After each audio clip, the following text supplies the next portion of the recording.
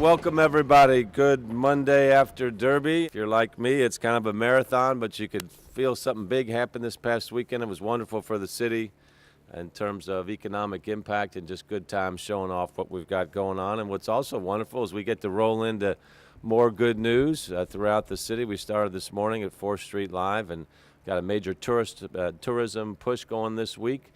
And then, of course, we have this fabulous announcement here at the Colonial Gardens, which has been a great project in terms of getting together with the public sector and the private sector and pulling it all together. It's taken some time, as our Metro Council folks will attest to back here, but good things comes to those who wait.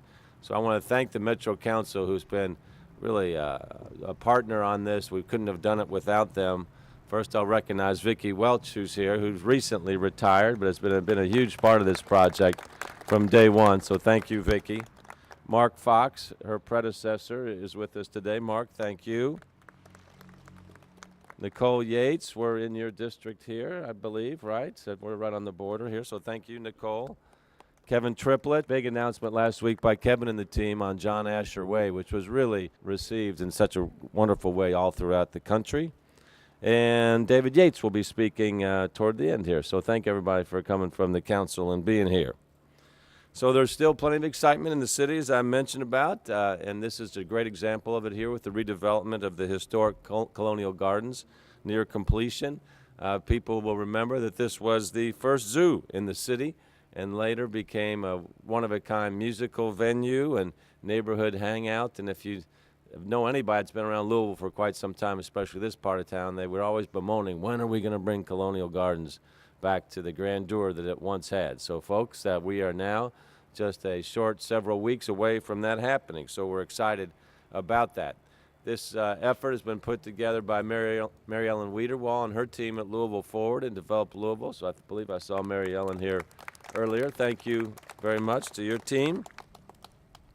And it took a partnership here to pull this thing together. One, it was the tenacity of the council, finding the right developer with Underhill Associates, and then the neighbors all saying, we got to keep this thing going. We got to keep this thing going. We're right across the street, obviously, from Iroquois Park and the wonderful Iroquois Amphitheater. So this was just a project that we had to do. And it's a great example of how public and private can come together to give new life to vacant properties and fill a need, in this instance, with some really high-quality restaurants that are overdue for this part of the community, a part of the community that's burgeoning now with retail, great residential. This is one of our more global areas of the community as well, so there's a lot of really great things happening by Iroquois Park. This property has sat vacant since 2003. It was purchased by the city in 2013, and the city, in addition to investing almost about $2.4 million into the redevelopment and providing the property, the city invested $200,000 in pedestrian safety improvements, additional parking, and a new TARC bus stop to make it easier and safer for people to visit Colonial Gardens and Iroquois Park. So the city is definitely all in on this project. Projects like this are really important to keep a city's momentum, and it's important that we have projects all over our city, and I would be doing mayoral malpractice if I did not remind everybody that with their city budget, if we can't figure out how to get more revenue into the city budget, if not this cycle, then cycles coming after this, projects like this just simply won't happen. So these are the type of projects that can happen to revitalize the city, but you have to have investment money to do it. So we need council folks that recognize that as well, and then we'll vote for the type of revenue that's needed to make projects like this happen. So please encourage your council people to encourage investing in the community. We compete with Indianapolis, Cincinnati, Nashville. They do projects like this as standard course, and we must too, if we expect to continue to keep up with them, much less pass them by. So please encourage your council members to understand the importance of tax revenue. A lot of good folks came together to make this happen. I talked about Louisville Forward, who got the ball rolling with a request for proposal process, worked out a deal to make sure Colonial Gardens is once again that the neighbors in the city will be proud of.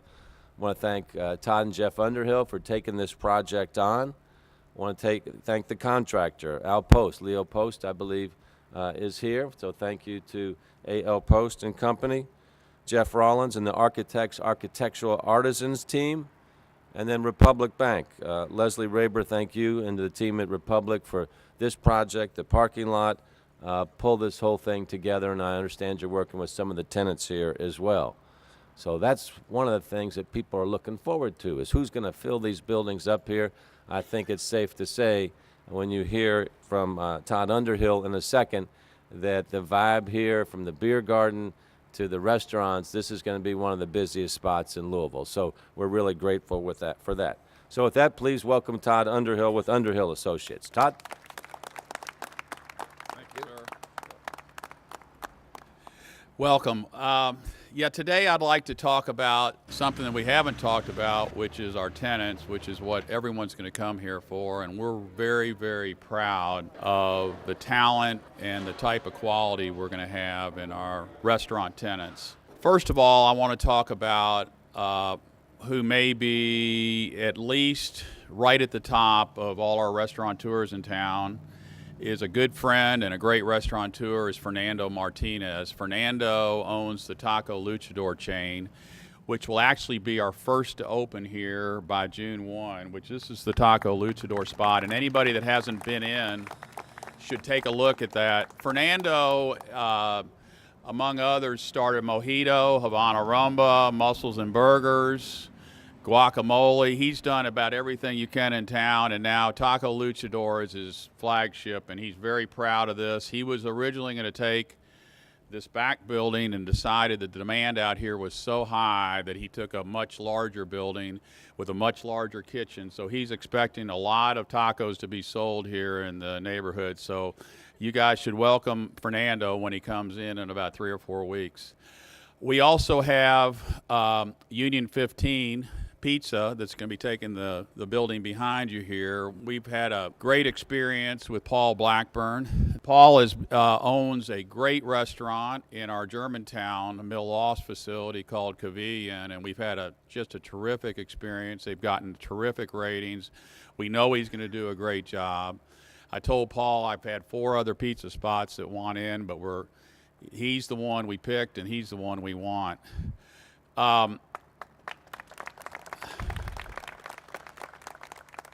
I also want to say we're very close with both the other buildings, and I would hope that within the next week or two there'll be a supplemental press release going out on the other tenants, which will be diversified from what you heard pizza and you heard Mexican. Obviously, we're going to be diversified with our other tenants, and they're going to be complements to each other.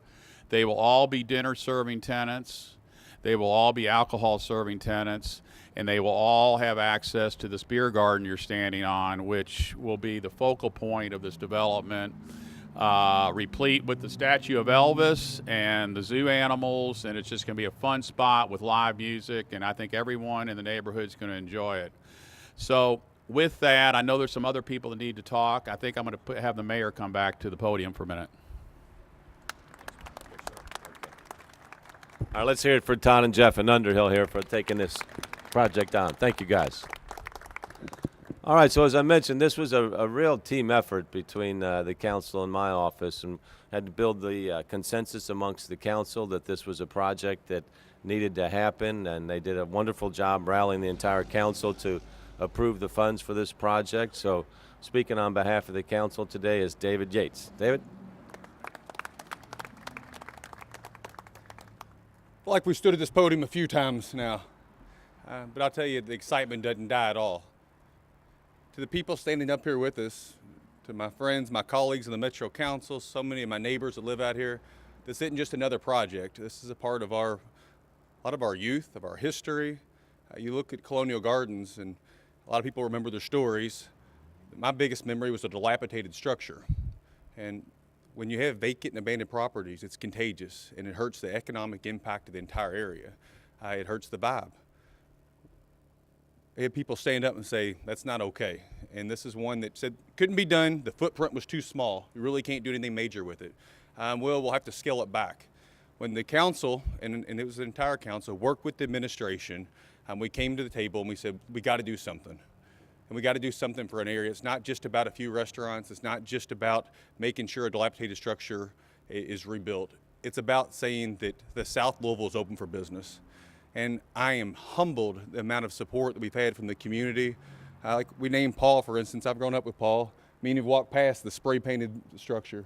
I look around and the people on the council who whether it's Major Fox or Councilman Fox or Vicky and Nicole, all the people in here who've been from the very beginning, Rick Blackwell on the other side of Dixie, Cindy Fowler, all the way through, people said, no, we're going to make this happen. And by God, it's going to happen. But it's not just going to happen at a low level. It's going to happen big. I remember when the mayor first came in, he said, we're going to make South Louisville a priority. And he started off with the first regional library, huge success. This seemed like a smaller thing, but to the hearts and minds of the people out here, this is a very, very big deal. And I think that you're going to see it resonate throughout the community. Anybody listening, anybody who's ever griped about the structure falling down at the time period, please, please patronize these buildings. Because the investors, the people who are putting into it, the people who are putting their hard-earned money into this, they expect that return. And we asked for it, so let's start out and let's make it happen. We're going to have something great. How many restaurants? We're going to four separate restaurants in one area, a beer garden, a place where we can meet, and we're right across the street from one of the most beautiful gyms in the city, where I'll be having my reception next week. So thank each of you. Thank you for coming out and continue to support these buildings. On behalf of the Metro Council, appreciate you. Thank you, Councilman. Look, these projects don't happen without entrepreneurs and folks that make it happen in the restaurant business. It's a tough, competitive business. But there's some guys that have really figured out how to make it happen and really delight people when they come in and make them want to come back before. Todd mentioned them before. I want to recognize Fernando Martinez, who just walked up as well, for just being a tremendous entrepreneur, great restaurateur in the community. Fernando, we love you and everything you guys are doing. You know, Fernando is one of these great success stories. We all arrived in America at different points in time, but Fernando got on a raft and decided to row to America from Cuba, okay? And he now is one of the most noted restaurateurs in the entire Southeast, and just amazing with his creative concepts that he keeps coming up. So we're proud to have you as a Louisvillian, Fernando. Thank you very much. Paul Blackburn, you know how to get it done. That's what they say. Well, we're counting on you, brother, so come on up here and say a few words. All right, thanks. Hold my hand. Oh, yeah. First, I just wanted to say, like everybody else, thank you to the Metro Council, to the mayor, to the city of Louisville, and then really to the people in the south end of Louisville. Like David mentioned, him and I both went to high school together at Holy Cross High School right over in Dixie Highway. My mom and dad still live right here on the other side of the park. And with my business partner, Alex Tinker, he went to DeSales High School just right here down the street.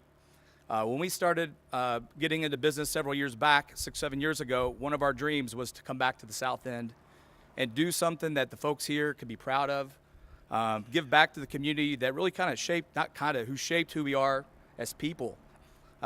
We always like to joke, when you're from the south end, you got a little bit of chip on your shoulder. And I think that's what motivates me to continue to do different things, be proud of where I grew up. My friends still live here, like I said, my family.